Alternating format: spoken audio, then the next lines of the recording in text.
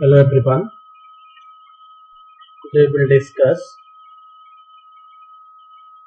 object-oriented programming systems in Java. We have already discussed this OOPS concept in your C++ programming, and what are the different features of object-oriented programming system. What are the advantages of object-oriented programming system? We will discuss in today's class. Okay.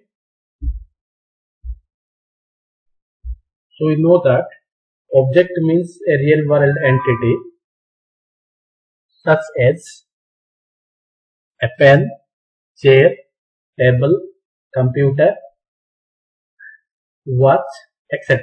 Okay, anything you can see in the real world is known as my objects. Okay, and you can say that object means which have existence in the real world is known as my object.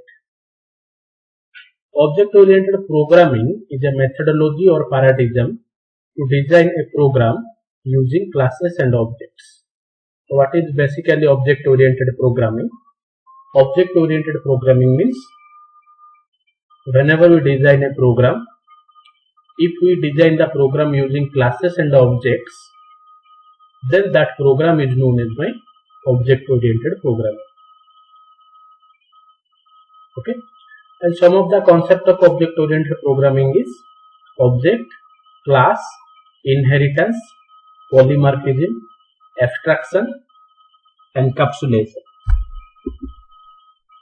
Apart from this, above this concept, there are some other terms which are used in object-oriented design, that is known as coupling, cohesion, association, aggregation, composition. Okay, so these are the basic object-oriented concept.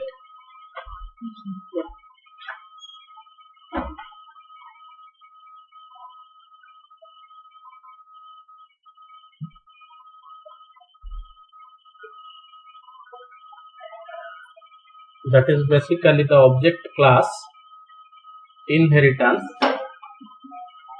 polymorphism, abstraction, and encapsulation. So these are the basic features of your object-oriented programming system. So let us start. The basic object-oriented concept that is known as object. Okay, so anything that we can see in the real world is known as my object, what I have already told you. So basically we see the entity that has behavior and functionality is known as my object. Basic concept is known as by defined as an instance of a class. Okay, we will discuss what is basically instance of a class, and we know that every object have some behavior and some functionality. Okay, different examples of objects are chair, pen, table, keyboard, bike, etc. You can see everything you can see in the real world is known as object. And we know that objects can communicate without knowing the details of each other's data or code. The only necessary thing is the type of message accepted and the type of response returned by the object. Okay. A dog is an object because it has state. What are the different states of the dog object? Like the color of the dog, name of the dog, breed of the dog, etc. And what are the different behaviors? Like your barking, running, jumping, wagging, eating. These are known as the behavior. Always remember, every object have some states and have some behaviors. Okay, and the states are known as the variables or data members, and the behaviors are known as your functions or member functions in your Java programming. Okay, the states means the variables. Okay, or you can say that data members in your Java programming language.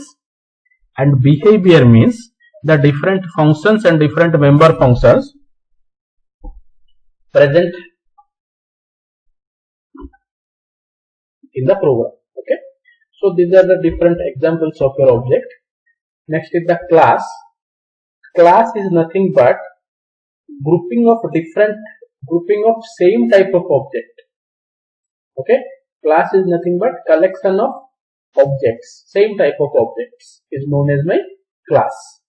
It is a logical entity. A class can also be defined as a blueprint from which you can create an individual object. Class does not consume any space, but remember, object consumes some space in memory. Okay, whenever you create one object in your program, it takes some memory from heap area. Okay, you have already know, whenever we have already discussed the JVM concept and different types of memory areas. There is an area that is known as my heap area. Okay, so whenever we create an object, that object takes some space on the heap area. But whenever we take a class is nothing but a blueprint. Okay, just a demo. So it does not create any space in memory. Next one is inheritance. Inheritance means just acquiring the properties or just getting the properties from the parent class. Let us consider B is the child class and A is the parent class.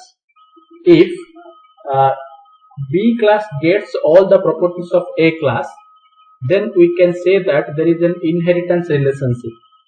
Okay, so when one object acquires all the properties and behaviors of a parent object, it is known as inheritance. It provides code reusability. Okay, what is the main purpose of inheritance means? It provides code reusability. Same codes cannot be written again and again. Just reuse the code. Okay, it is generally used to achieve the runtime polymorphism. What is basically runtime polymorphism? We will discuss whenever we will study the polymorphism concept in Java. Okay, so what is generally polymorphism? There are two words are there. We know that poly means many and morphos means form. The ability to take different form is known as my polymorphism. Okay, if one task is performed in different way, it is known as polymorphism. Okay, in Java we use method overloading, that is known as function overloading, and method overriding, that is known as function overriding, to achieve polymorphism. Okay, functions are generally taken as methods in Java. Okay, another example can be speak something. For example, a cat speaks meow dog. These are the different examples. Okay, so polymorphism means same thing can be treated as differently. It is known as polymorphism. Abstractions. What is generally abstractions? Abstractions means hiding the internal details and showing the functionality. It is known as abstraction. Okay, generally whenever we phone call, whenever we call on the phone, we do not know the internal processing. That is known as abstraction.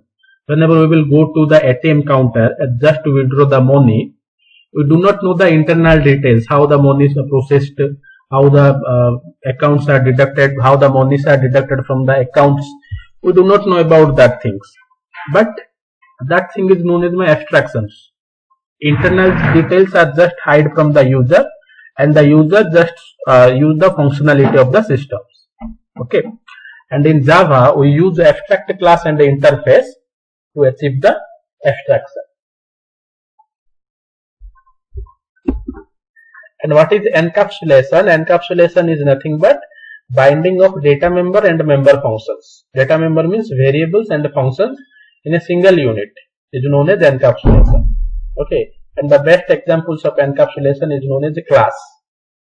In a class, we can bind the data member and the member function. That is the example of encapsulation. These are the extra features of your object-oriented system, that is coupling. Okay, these things are we have already discussed in your software engineering. We will in the third unit. What is generally coupling? Coupling means knowledge of information, dependency of another class. Dependency among the different class is known as my coupling. How one class can be depend on the another class is known as coupling. Okay. If a class has the detailed information of another class, there is a strong coupling. In Java, we use private, protected and public modifiers to display the visibility level of a class method and field. You can use interfaces for the weaker coupling because there is no concrete implementation. Okay. And what is cohesion? Cohesion means inside one class how the different modules are related, how the different functions are related. It's known as my cohesion. Okay. Cohesion refers to the level of a component which performs a single well-defined task. A single well-defined task is done by highly cohesive method. The weakly cohesive method will split the task into separate parts. Okay. And what is the importance of OOPS? Now OOPS makes the development and maintenance easier. Whereas in procedure-oriented programming language, it is not easy to manage if the code grows as the project size increases. Okay, if the program size increases, procedure-oriented programming language does not maintain easily. Second is object-oriented programming provides data hiding, whereas in a procedure-oriented programming, global data can be accessed from anywhere. Okay, so this is one of the best feature of object-oriented programming system. How procedure-oriented programming language data representation? There is global data and present, and all the function can access the global data. And this is the data representation in object-oriented programming language. And what is the difference between object-based programming language and object-oriented programming language? Now, object-based programming language follows all the features of object-oriented programming language except inheritance. Object-based language does not follow the inheritance concept. And example of object-based programming language is JavaScript and VBScript, Visual Basic. Okay, so these are the different features of object-oriented concept in Java. Thank you.